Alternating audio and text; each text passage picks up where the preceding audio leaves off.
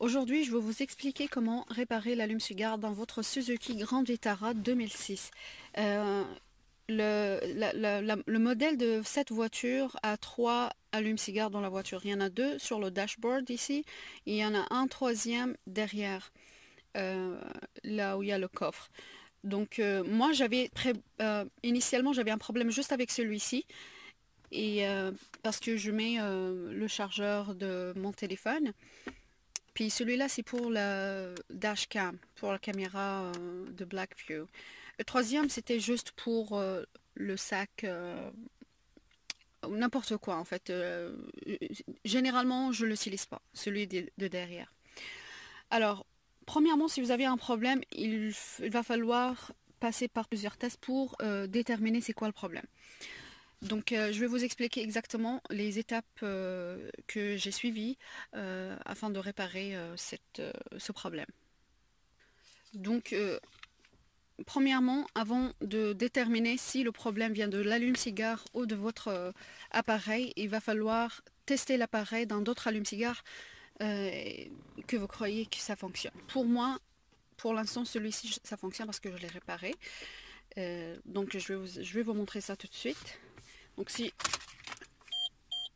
j'allume ça, donc, vous voyez ici, ma dashcam fonctionne. Donc là, je suis certaine à 100% que ça fonctionne. Donc je vais juste éteindre. Je vais enlever ça.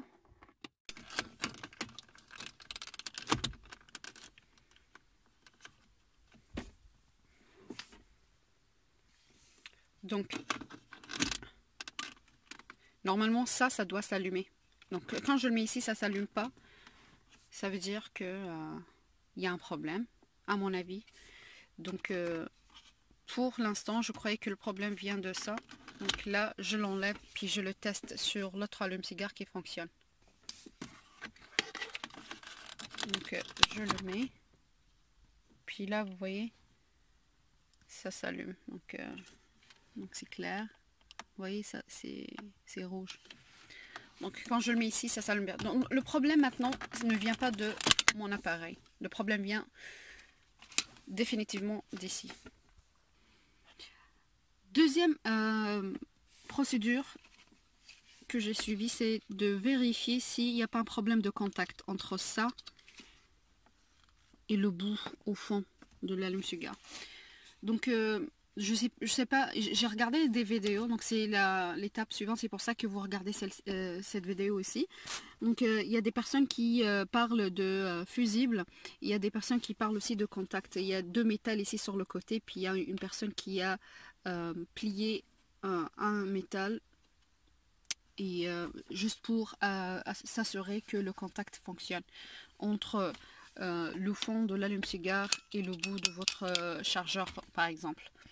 Donc pour moi, c'était pas question que je fasse ça parce que c'était apparemment un peu risqué, car la personne dans la vidéo parle de l'importance d'enlever la batterie de la voiture avant de faire ça. Donc moi, je suis pas capable de faire tout ça. Je suis passée directement à l'étape, à la troisième étape, celle de vérifier les fusibles. Alors, peut-être vous le savez, peut-être vous ne le savez pas, les fusibles de la Suzuki Grand Vitara se trouvent au-dessous du volant. Donc, dans cette partie, en bas. C'est là où se trouvent les fusibles. Donc, j'ai déjà enlevé le bout de plastique. C'est ça. Donc, ça couvrait cet endroit. Je l'ai enlevé, il y a quoi? Il y a juste 2 vis, voilà. Il y avait 1, puis 2. Donc quand vous l'enlevez, vous regardez, ça c'est le schéma des fusibles présents dans votre voiture. Le premier défi que j'ai rencontré quand j'ai enlevé ça, c'est de comprendre ces schémas. Quel fusible je dois changer? Donc je comprenais absolument rien dans tout ce charabia. Je voyais il y a quelques notions que je crois comprendre, comme par exemple, ça c'est pour les lumières tail, je pense arrière, la queue. c'est la traduction. Spare, ça c'est des fusibles qui sont là. Si par exemple il y a un fusible qui saute, puis vous voulez le changer, mais vous n'avez pas présentement sur vous, donc vous prenez un de ces spares, puis le remplacez. Il faut que ce soit le même ampère. Ça c'est le feu d'arrêt apparemment.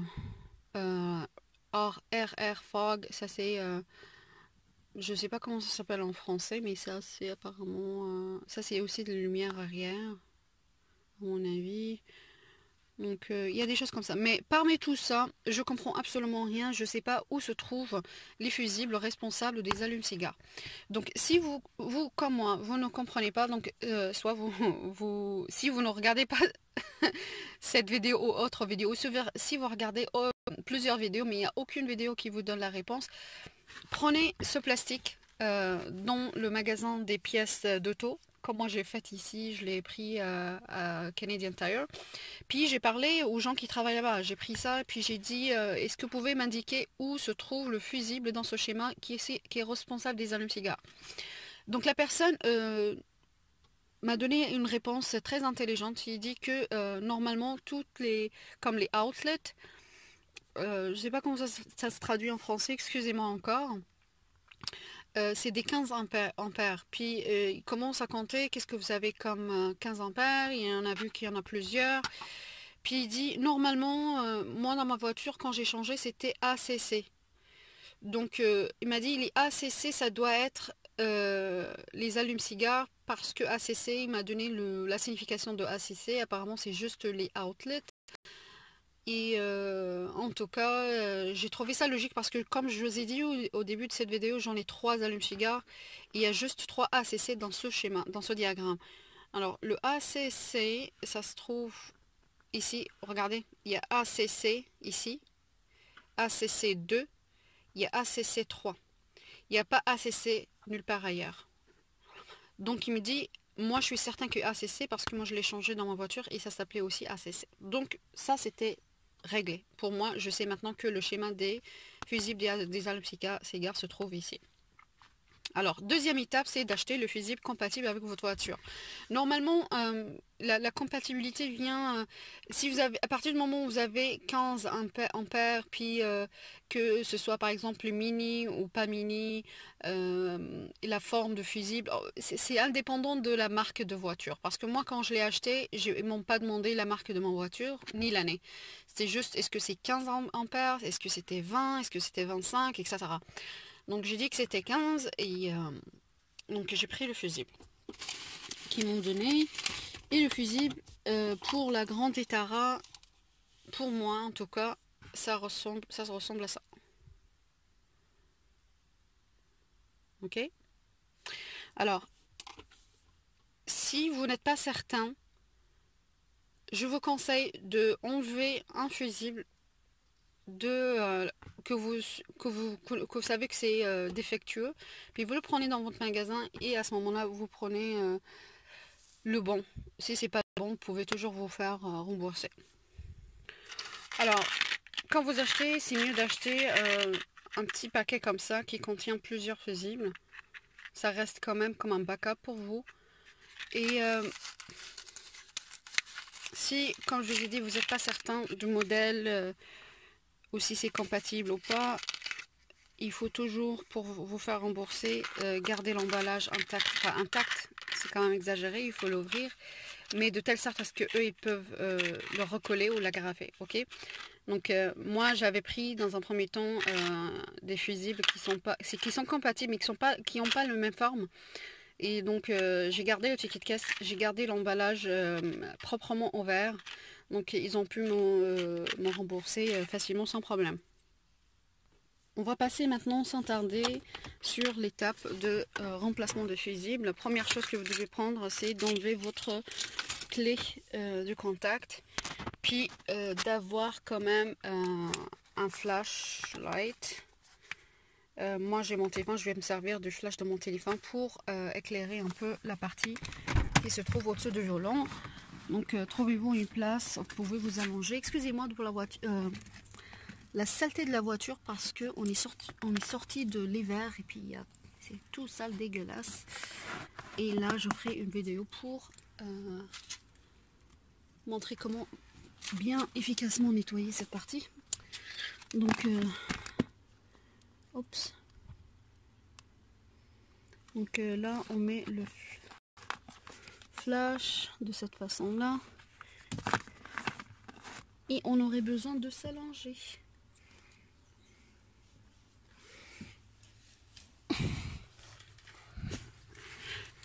Et voilà.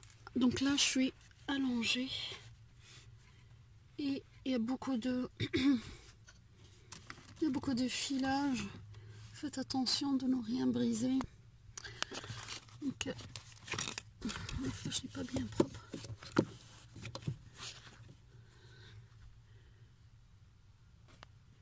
Alors, normalement, dans toutes les boîtes de fusibles, il y a toujours un pinceau, une pince, pas un pinceau, excusez-moi, une pince pour vous servir, pour vous aider à enlever les fusibles. Et pour moi, et pour toutes les voitures Grande Vitara 2006, même modèle que mienne, il est là, c'est le blanc.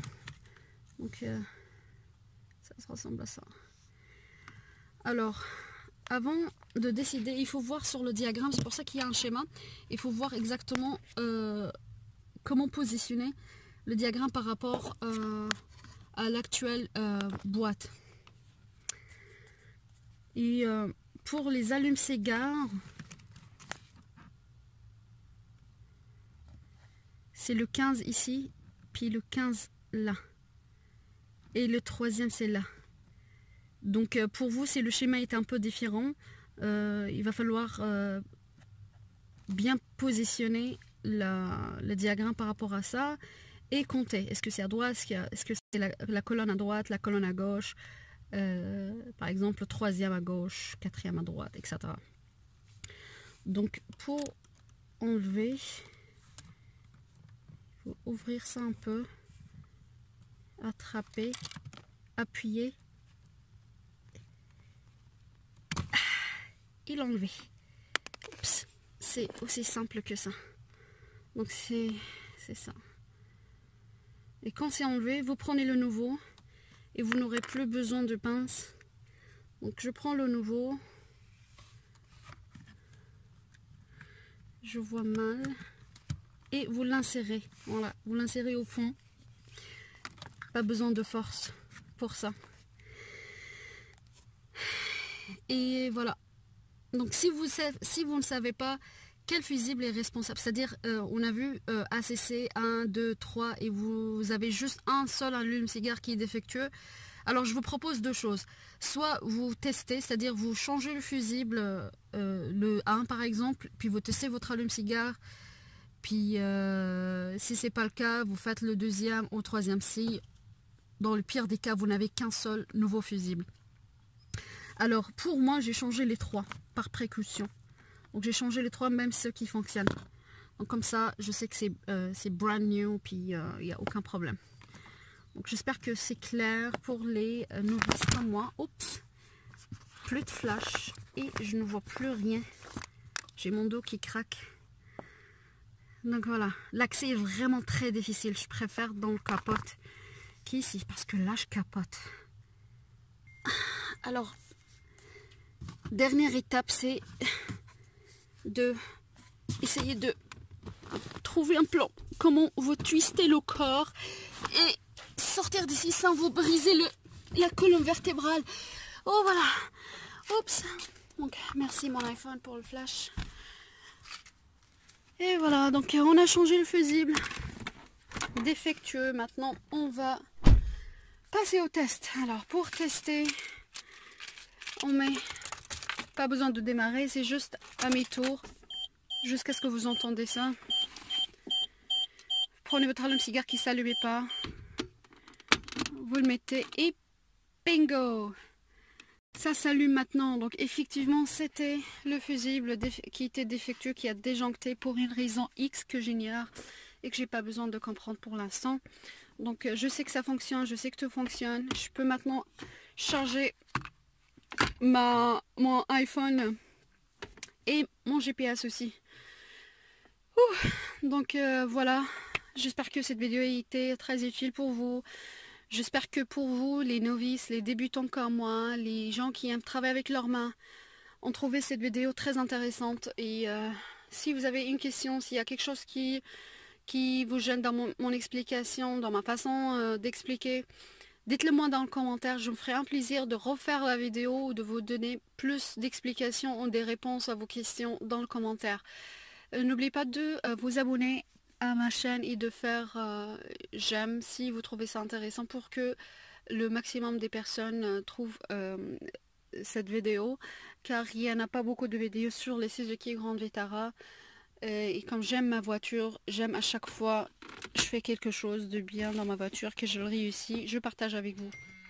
Donc un like, un subscribe et bonne journée à tous. Et juste avant de vous quitter, j'ai un autre problème. La boîte à gants ne s'ouvre plus.